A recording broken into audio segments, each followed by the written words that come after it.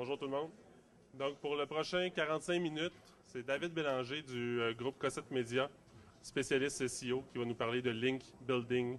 Puis, contrairement à ce qu'on a eu depuis l'après-panel, David est très ouvert à avoir les discussions, les questions avec la foule tout au long de sa conférence. Donc, David. Bonjour tout le monde. Est-ce que vous m'entendez bien? Parfait, OK. Contrairement à plusieurs des autres panélistes, je suis probablement le seul panéliste qui a contacté François pour participer plutôt que d'être invité. Puis ça fait du sens avec le sujet que je vais vous parler aujourd'hui. On a parlé beaucoup aujourd'hui de tout ce qui est signaux, tout ce qui a un impact, tout ce qu'on peut faire sur le plan technique pour améliorer le référencement de votre site. Moi, j'ai plutôt envie de vous parler de quand vous contactez les gens pour obtenir des liens. Donc, ce que je vais vous parler, ça va plutôt être au niveau de l'influence, de la persuasion. Donc, ça s'applique beaucoup pour le link building, mais pour tous ceux d'entre vous qui font aussi du social media, vous risquez d'y trouver aussi des choses pour vous, des choses qui vont faire un appel à votre quotidien, des petits trucs qui peuvent vous aider, ou juste une autre façon de concevoir votre quotidien, les actions que vous faites pour peut-être vous donner des astuces, des nouveaux trucs, des nouvelles façons de procéder. Donc, j'ai intitulé ma présentation « Ce que la Grèce antique peut vous apprendre sur le link building ». Ça peut sembler un peu farfelu, mais vous allez voir, ça fait beaucoup de sens. Puis, contrairement à beaucoup de personnes qui travaillent dans le milieu, je n'ai pas étudié en commerce électronique, je n'ai pas étudié en marketing électronique. J'ai une formation en communication et j'ai refusé en fait une bourse de doctorat en communication. Je me suis beaucoup concentré en rhétorique. Je vais vous parler de ça parce que je pense que c'est quelque chose qui peut vous aider dans vos efforts de référencement, dans vos efforts de link building. Puis je vais vous montrer pourquoi. Oups. Pourquoi la Grèce antique? Premièrement, le web, c'est un univers de texte et de discours. De texte, c'est facile à voir parce que tout ce que les moteurs de recherche vont lire, tout ce qu'on voit, c'est du texte. Quand c'est des images, des vidéos, on doit proposer du texte pour compenser les lacunes des moteurs de recherche à ce niveau-là, pour qu'ils comprennent de quoi le sujet est, ce que le sujet est, ou de quoi l'objet en question. Donc, je vous parlais de rhétorique. La rhétorique, en fait, c'est l'art et ou l'étude d'utiliser le langage afin de persuader. C'est une description assez sommaire et grossière, mais ça va être suffisant pour la discussion qu'on a aujourd'hui. Et pour moi, c'est quelque chose qui est très important parce que lorsqu'on parle d'acquisition de liens, qui est ma traduction de link building, je vais l'utiliser plusieurs fois, donc j'espère que vous êtes à l'aise avec ça, ça découle de ce qu'on appelle le Search Engine Marketing. C'est du marketing, sauf que le lien, vous allez l'obtenir en ayant une influence sur quelqu'un, en ayant une influence sur un webmaster, en ayant une influence sur un journaliste, sur un blogueur, sur peu importe la façon que vous obtenez un lien. Il y a toujours une question d'influence que votre site, que vous, en tant que personne, devez exercer pour que la personne accepte de vous faire un lien. Donc, je crois que la rhétorique et les autres courants associés à cette époque-là, de la Grèce antique, peuvent nous aider à avoir des meilleurs concepts, offrent des concepts, en fait, pour nous aider à avoir des meilleures pratiques en référencement à 3 niveaux. Et comme le thème de la journée, c'est beaucoup les meilleures pratiques, je trouvais ça intéressant de vous présenter ça de cette façon-là. Donc, en premier lieu, il y a des notions d'évaluation. Évaluation d'un prospect. Ensuite, la persuasion, lorsqu'on contacte un prospect. Là, j'utilise prospect, mais pour ceux qui n'aiment pas les anglicismes, on pourrait dire candidat. Et ensuite, pour la recherche. Parce que j'imagine que tous ceux qui font du link building, vous passez beaucoup de temps à rechercher ces candidats-là, à moins que vous ayez déjà des réseaux de sites, parce qu'il y a un autre débat, mais on en reparlera. Mais vous passez beaucoup de temps pour faire la recherche et ce temps-là pourrait être, j'en suis sûr, mieux investi, mieux défini. Donc, je ne sais pas, par curiosité, s'il y en a qui se souviennent du test des 3 passoires de Socrate. Par curiosité, est-ce qu'il y a du monde qui peut lever la main s'ils s'en souviennent? Absolument personne. C'est bon, il y a une personne. En fait, je vais vous résumer en 30 secondes c'est quoi le test. C'est Socrate se promène dans peu importe quelle ville de la Grèce il est, et quelqu'un vient le voir et lui dit « Hey Socrate, j'ai quelque chose à te dire. » Socrate se retourne et lui dit « OK, mais avant, il faut que ça réponde 3 critères pour que tu me le dises, pour que je sache si c'est vraiment important. Premièrement, est-ce que tu veux me dire, est-ce que c'est vrai? Est-ce que tu veux me dire, est-ce que c'est bon? Le message est-il bon? Est-il bon pour la personne dont tu parles? Et ensuite, est-ce que ça m'est utile? » Évidemment, la personne va dire que non. Et Socrate va dire « Mais pourquoi tu veux m'en parler? » et continuer son chemin. Et ça peut sembler un peu abstrait à ce moment-ci, mais c'est quelque chose que vous devez faire lorsque vous voulez évaluer un prospect. C'est-à-dire, avant de contacter quelqu'un, assurez-vous que votre prospect est bon, et pas seulement en termes de page rank, en termes de est-ce que ses liens sont en nofollow, est-ce que peu importe les critères techniques que vous voulez. Il faut que vous demandiez, premièrement, le contenu que vous voulez, est-ce que c'est du vrai contenu ou c'est du contenu d'une content farm? C'est quelque chose qui a été scrappé ailleurs? C'est quelque chose d'intéressant à prendre en note et de vraiment vous assurer, parce que sinon, votre lien n'aura pas de valeur. Ensuite, là, je vais travestir un peu la pensée, mais est-ce que c'est un bon contenu? Est-ce que c'est une bonne pièce de contenu? C'est quelque chose d'intéressant? C'est bien rédigé ou non? Et ensuite, l'utilité. Est-ce que ça va être utile pour moi d'obtenir un lien? Est-ce que ça fait du sens d'obtenir un lien de cette pièce de contenu-là? Est-ce que ça va jusqu'à maintenant? Parfait. Mais il y a un deuxième niveau aussi à ce test-là. Vous devez vous poser cette question-là aussi avant de contacter quelqu'un. C'est-à-dire que lorsque vous allez approcher quelqu'un, la personne va se poser ces questions-là, à plus ou moins, en lisant votre approche, en lisant votre pitch. Donc, c'est très important que vous soyez préparé lorsque vous allez contacter ces personnes-là afin d'augmenter vos chances d'obtenir un lien. Excusez-moi. Pour reprendre un peu les éléments que j'ai nommés dans la diapositive précédente, il faut que vous soyez honnête. Et vous notez l'utilisation des guillemets. Ça dépend de jusqu'où vous êtes prêt à être honnête. Parce que dans les faits, si vous voulez contacter les gens, vous avez plus de chances que les gens vous répondent si vous êtes une femme, si vous utilisez le nom d'une femme. Donc, est-ce que vous voulez décider de contacter vos prospects avec un nom de femme?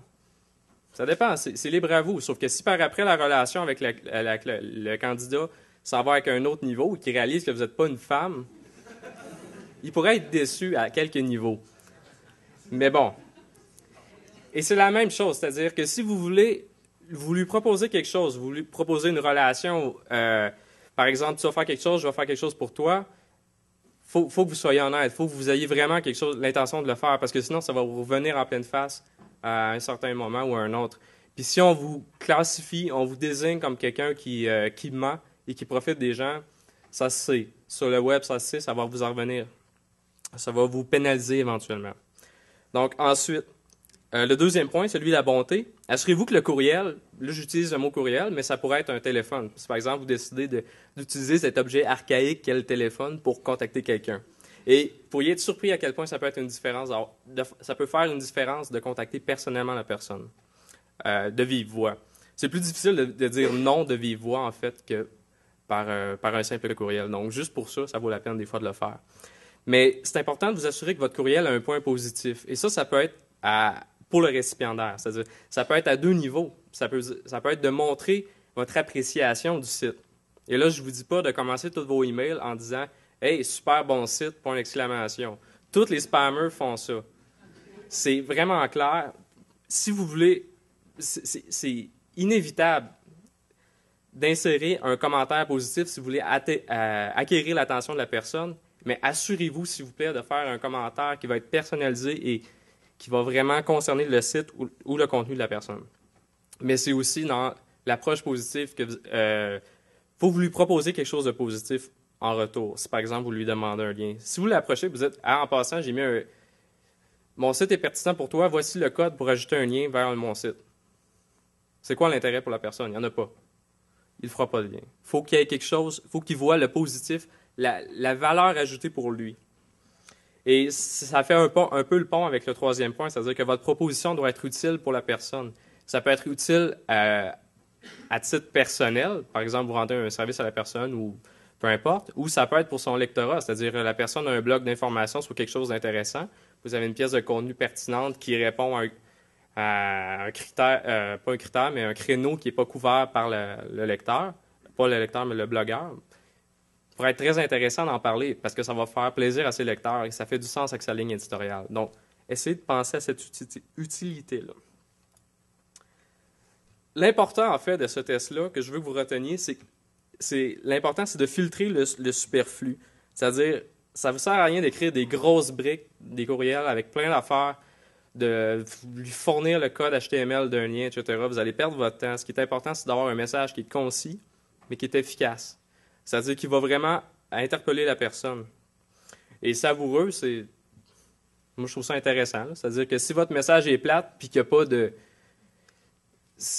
Faut que vous donniez une saveur à votre message. Puis j'utilise le terme réellement, c'est pas juste pour faire beau. C'est-à-dire que il faut que vous fassiez valoir le point de faire un lien. C'est-à-dire que Sinon, la personne n'aura aucun avantage, ne verra pas cet avantage-là. Donc, votre message est super important. Assurez-vous de le maximiser au maximum, parce que c'est ça qui peut faire la différence entre avoir un excellent lien et ne pas en avoir du tout. Et j'ai rajouté en parenthèse, adresser un prospect pertinent. Ça peut sembler aller de soi, mais si tous ceux ici, à peu près, doivent avoir un site, un blog ou peu importe, donc vous avez tous reçu des, des lettres d'échange de courriel ou juste de demande de liens, en fait, vers des sites de Viagra ou des sites qui n'avaient aucun rapport avec votre site. Mais c'est ça que je veux dire. Assurez-vous de contacter une personne qui a un intérêt, avec laquelle vous avez un intérêt commun. Le truc le plus important de ma présentation, s'il y a une seule chose que vous pouvez retenir, c'est pourquoi. Pourquoi, c'est la question la plus importante que vous devez vous poser quand vous contactez quelqu'un, quand vous faites votre pitch de vente. C'est-à-dire, si je contacte quelqu'un pour lui demander de rajouter un lien vers mon site, pour lui demander de parler d'un contenu que j'ai produit, il faut que mon pitch réponde à cette question-là. La personne va se le demander pourquoi je ferai un lien vers votre site. Donc, si vous ne lui donnez pas tout de suite la réponse avant qu'il vous le demande, c'est fini. Donnez-lui tout de suite la réponse. Il ne faut même pas qu'il ait le loisir de se poser la question. Il faut que, dès le départ, vous répondiez à cette question-là. Et là, mon deuxième parallèle avec les vieux Grecs, Aristote, je ne sais pas si quelques personnes le connaissent, un sympathique gaillard qui a parlé des modes de persuasion. En fait, les modes de persuasion, c'est trois grands thèmes ou trois grands axes, si on veut, qui répondent à... Les arguments se réfèrent à ces trois grands axes-là. C'est-à-dire que quand vous faites un argument ou vous cherchez à convaincre quelqu'un, vous allez utiliser des arguments qui réfèrent à ces trois niveaux-là. Le premier, c'est l'éthos. Ça fait appel à la crédibilité, au caractère du rhéteur. C'est-à-dire que c'est la personne qui parle, sa crédibilité, son caractère. C'est des arguments qui vont faire référence à qui vous êtes comme personne, qui vous êtes comme individu. Est-ce que c'est parce que vous êtes super crédible dans le marché? Vous êtes la référence dans votre domaine? On parle d'arguments qui font appel à l'éthos. Ensuite, le pathos, c'est l'appel aux sentiments et aux émotions. C'est assez simple. Par exemple, vous pouvez écrire un email à quelqu'un pour lui dire « Fais un lien vers mon site ou sinon je vais attaquer ton serveur avec des DDoS puis vous allez vous planter. » Il y a peu de chances que ça marche, mais c'est un appel aux sentiments. C'est ce type d'argument-là. Je ne vous dis pas de faire ça, mais c'est juste pour illustrer l'exemple. Ça peut être par contre pour la compassion. Vous faites une vidéo super touchant avec des petits chats, des choses comme ça sur votre site.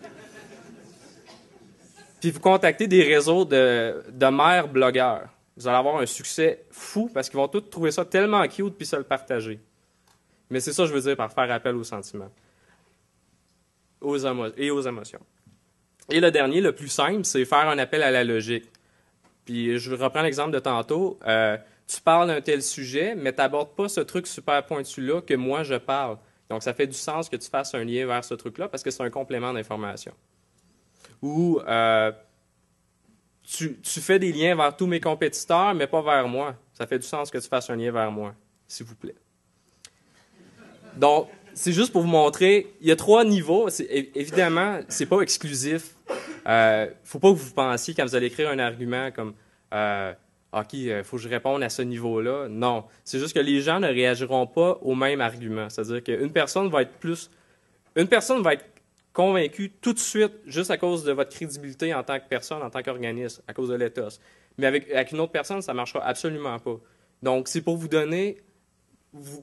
Le modèle que je vous montre, en fait, c'est juste pour vous habituer à penser qu'il y a plusieurs façons de convaincre les gens, puis que essayez les différents aussi, parce que avec le temps, vous allez savoir qu'est-ce qui marche avec quel type de public, quel type de cible, et ça fait vraiment toute la différence. En 2011, je veux juste vous parler de... Il n'y a pas de commentaires sur la couleur de la casquette, mais...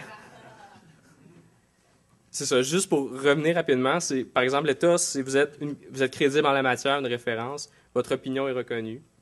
Pour le pathos, j'ai dit les sentiments, on peut évoluer, comment les provoquer, oui. C'est-à-dire que c'est assez simple, là, en fait. Là. Mais ça, c'est tellement large que c'est difficile pour moi de vous donner un exemple, autre que celui que je vous ai donné un peu plus tôt. Là.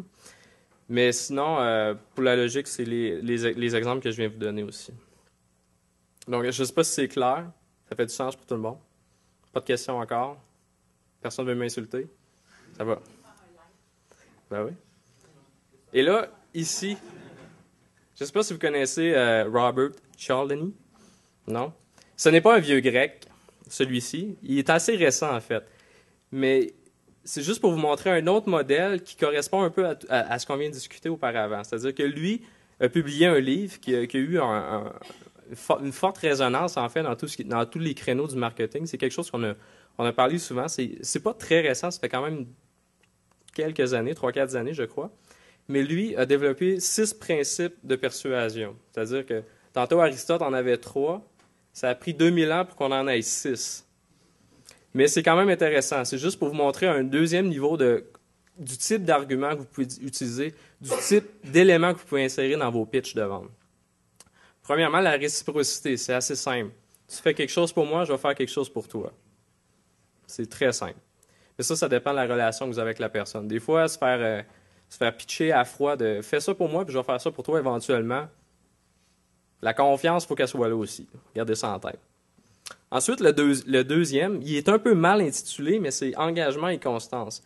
En fait, ça peut être parce que un blogueur a déjà parlé de vous auparavant, vous lancez un nouveau produit, il y a des fortes chances qu'il en parle aussi. Donc, c'est ce niveau-là. C'est utiliser des ressources qui ont déjà fait leur preuve dans le passé par leur engagement envers votre site, envers votre marque, pour générer de nouveaux liens, générer du nouveau contenu, etc. Ensuite, preuve sociale, qui est une mauvaise traduction de social proof. Mais c'est par exemple, c'est le plus difficile à expliquer, mais c'est si tout le monde parle de moi, c'est normal que tu parles de moi. C'est comme une dure. Mais en fait, ce que ça veut dire, c'est que si vous êtes capable de montrer les preuves sociales de votre pertinence, de votre place, de votre crédibilité, vous avez plus de chances que les autres personnes acceptent cette crédibilité-là et fassent ce que vous demandez, entre guillemets. Puis un exemple qui est donné par l'auteur du livre, qui est assez intéressant, c'est de penser au rire en canne. C'est-à-dire que si vous regardez une sitcom, vous allez rire. Mais si vous regardez une sitcom qui a des rires en canne, vous allez rire quand il y a des rires en canne. C'est un peu le même principe. C'est-à-dire si vous êtes capable de montrer aux gens que regardez, tel autre blogueur, tel autre site fait des liens vers moi parce qu'il trouve que mon contenu est tellement cool, toi aussi tu devrais en faire un. Ben, il va se dire, ah, mais là, pourquoi je ne fais pas un lien vers lui, moi aussi? Dans un monde idéal, mais c'est quand même ça le principe de l'argument. Ensuite, il y a la notion de relation d'appréciation. C'est par exemple, t'es mon buddy, tu vas me faire un lien. Pas plus compliqué que ça. C'est-à-dire, vous avez déjà une relation avec la personne vous apprécie, elle va vous rendre un service. Vous pouvez miser là-dessus. Ensuite, l'autorité. Ça revient à ce qu'on parlait tantôt de l'État. Vous êtes une crédibilité, vous êtes une ressource dans le domaine, donc vous avez l'autorité de vous prononcer sur quelque chose, mais aussi votre crédibilité est reconnue, donc quand vous parlez, les gens vont plus de chances d'en parler, d'être d'accord avec vous. Ensuite, le dernier, la rareté. Si vous êtes le seul à offrir un contenu que personne d'autre offre, vous avez plus de chances d'obtenir des liens comme ça. Ça va encore? Quelques petits conseils concrets, maintenant qu'on a parlé beaucoup d'argumentation et d'influence. Les lettres de requête de lien. Je ne sais pas qui en fait ici, mais je suis pas mal persuadé que la plupart de ceux qui en font ont un template qu'ils réutilisent pour à peu près tous les liens. Je sais parce que je reçois des emails de différents sites et je reçois le même email à différents sites. Et je suis sûr que ça vous arrive à vous aussi. Le premier conseil que je vais vous donner, c'est de personnaliser vos contacts, de personnaliser vos pitchs, excusez-moi. Et l'élément qui va faire la plus grande différence, je trouve, dans mon expérience, c'est de trouver le destinataire. Si vous perdez votre temps à envoyer vos pitchs dans des formulaires de contact, il n'y a personne qui va vous répondre. Essayez de trouver c'est qui la personne qui est responsable du contenu. Prenez le temps de faire des who-is si vous voulez, là, mais trouvez le temps. Le 15 minutes de plus que ça va vous prendre pour trouver la bonne personne, de trouver son adresse personnelle, ça peut faire toute la différence entre obtenir un lien de bonne qualité et de celui de mauvaise qualité. Ensuite, l'objet du courriel. Si vous marquez « demande de lien » dans votre objet du courriel, des fortes chances que ça ne marche pas. Des fortes chances que la personne ne lise même pas le courriel. L'objet du courriel, c'est votre amorce. Vous devez absolument donner envie de lire votre courriel. Parce que votre pitch, beau être le meilleur pitch, si votre objet de courriel est mauvais, vous allez aller automatiquement dans le junk, automatiquement dans la poubelle. Ce que je trouve qui fonctionne le mieux, c'est d'utiliser d'interpeller l'auteur du site ou le responsable du site ou peu importe sur un truc très, très concret. Par exemple, en référence à votre... Ben, pas en référence, là, mais commentaire sur votre article, blablabla. Quelque chose de très concret qui va donner envie à la personne d'ouvrir le message. Mais évidemment, si vous utilisez ça comme objet, assurez-vous d'en parler dans votre email aussi. Parce que sinon, c'est pas très efficace. Ensuite, la personnalisation. J'en ai parlé un peu. C'est très important. Je vous ai aussi dit de ne pas utiliser de template. C'est vrai à moitié. Parce que si vous personnalisez tout le temps vos courriels, vous ne finirez jamais. Ça va être trop long, vous allez perdre votre temps. Donc, l'idéal, en fait, c'est d'avoir un template qui s'applique à la plupart des situations et d'avoir quelques phrases que vous personnalisez. Quand je parlais de « soyez honnête », entre guillemets, c'est exactement ça. Faites des commentaires sur le contenu du site. C'est très utile. La personne va se sentir interpellée, puis il y a beaucoup plus de chances qu'elle se rende jusqu'au paragraphe où vous lui demandez un service ou vous lui demandez un lien. Mais s'il vous plaît, ne parlez pas du dernier billet publié. Parce que vous avez l'air de quelqu'un qui a juste à regarder le dernier billet pour avoir quelque chose à lui dire. Allez un petit peu plus loin. 2, 3, 4, 5. Si vous pouvez parler de deux billets, c'est encore mieux. Ça dépend de la qualité du site. C'est-à-dire qu'un site de moindre qualité ne perdra pas une heure à y faire un courriel intéressant. Mais si c'est un site très pertinent, ça vaut la peine d'aller plus loin. Et encore une fois, faites-lui savoir pourquoi il devrait faire un lien vers votre site. Vous remarquerez que je n'ai pas encore parlé d'argent. C'est voulu. Si vous voulez offrir de l'argent contre des liens, vous pouvez.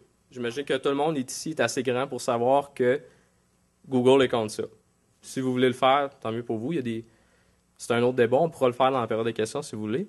Mais je ne l'aborde pas, même si ça peut être un très bon argument. C'est-à-dire que fais un lien parce que je te donne X montant d'argent. Ça va marcher dans la plupart des cas. Sauf que je fais exprès pour ne pas vous en parler parce que ces liens-là sont toujours à durée déterminée. Puis ce que vous voulez, c'est rentabiliser vos efforts à long terme. Ensuite, on parlait un petit peu de recherche. On parlait toujours d'éliminer le superflu, d'avoir un message très précis, très concret, qui va vers nos intérêts. Vous devez faire la même chose quand vous recherchez des prospects. C'est-à-dire que si, par exemple, vous travaillez sur un site de recettes, et que pour trouver les prospects pour obtenir des liens, vous tapez recettes dans google.ca, puis que vous regardez les 40 premières pages de résultats, vous venez de perdre à peu près, je ne sais pas combien d'heures pour rien. Vous allez peut-être trouver quelques prospects intéressants, sauf que vous perdez votre temps en quelque sorte. Votre temps pourrait être mieux investi. Il y a des fonctionnalités que vous pouvez utiliser à partir de Google pour restreindre vos résultats, pour éliminer le superflu, en fait, dans les résultats qui vont vous être présentés. J'imagine que la plupart d'entre vous les connaissent, mais je voulais quand même les rappeler pour ceux qui ne les connaissent pas, parce que c'est assez intéressant. Par exemple, il y a InTitle qui va vous permettre de rechercher directement dans les balises de titres, InURL dans les adresses URL. Dans le texte, vous pouvez l'utiliser, c'est pas la plus utile. J'ai utilisé celle de site. J'ai utilisé l'exemple de .edu juste pour vous montrer, mais ça pourrait être n'importe quelle extension de domaine. Si par exemple vous voulez chercher juste des sites canadiens, c'est assez intéressant. On parlait tantôt de l'importance au niveau du référencement national d'avoir des liens en provenance du même pays. Bonne manière d'en trouver. Et un autre aussi que je ne connaissais pas, que j'ai découvert récemment, c'est le InPost Author. Ça va utiliser la balise d'auteur du titre, en quelque sorte. Donc, c'est assez intéressant si, par exemple, votre stratégie, c'est de publier des guest posts, des billets d'invités. Vous voulez chercher un sujet, vous rajoutez cette balise-là avec guest posts dedans, vous allez trouver plein de trucs intéressants. En autant que votre niche soit intéressante, parce que il n'y a pas beaucoup d'opportunités de guest posts dans des déguisements pour chiens, des choses comme ça. Mais dans des niches intéressantes, vous allez trouver des trucs intéressants. Sauf que ces trucs-là ont toute leur efficacité lorsque vous les combinez en fonction de qu'est-ce que vous voulez trouver, puis en fonction de c'est quoi l'argument que vous avez pour obtenir des liens. Par exemple, juste pour vous donner une idée de qu'est-ce que ça peut être, une fois qu'on les combine, j'ai mis un exemple que j'ai trouvé. C'est pour mobile phone, qui inclut plusieurs requêtes comme suggérer un site, suggérer une URL, ajouter un lien. Donc, dans le fond, ça, ce que ça veut dire, c'est que tous les résultats qui vont vous être proposés vont inclure mobile phone textuellement, mais vont aussi avoir dans la balise de titre de la page, suggérer un titre, suggérer URL, etc. Donc, les possibilités sont super grandes dans ce que vous pouvez faire avec ça. Si, par exemple, vous cherchez des listes de ressources, vous pouvez l'utiliser. Ça dépend vraiment c'est quoi l'incitatif que vous avez pour que les gens fassent des liens vers vous.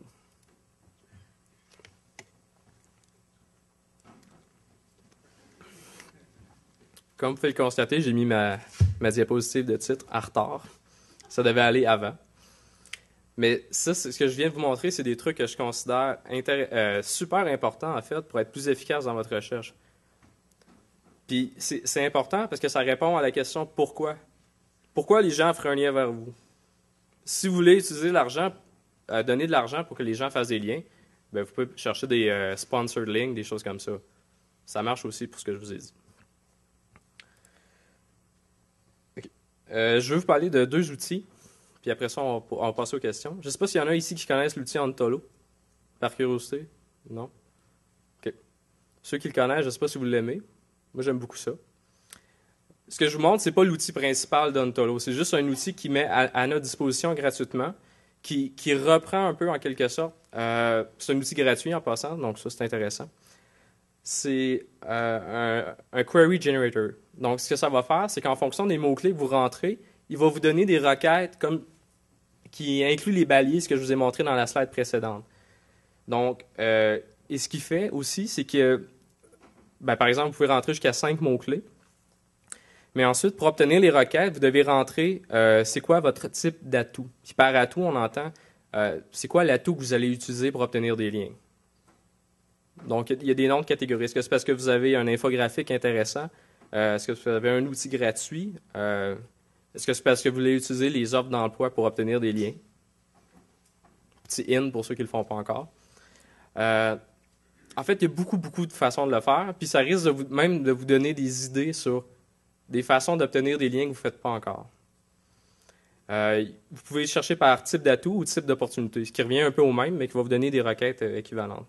Juste pour vous donner une idée, ça vous donne une liste de résultats qui est similaire à ça. Tout dépendant. Là, j'ai utilisé l'exemple de Use Cars, mais ça pourrait être n'importe quel mot-clé.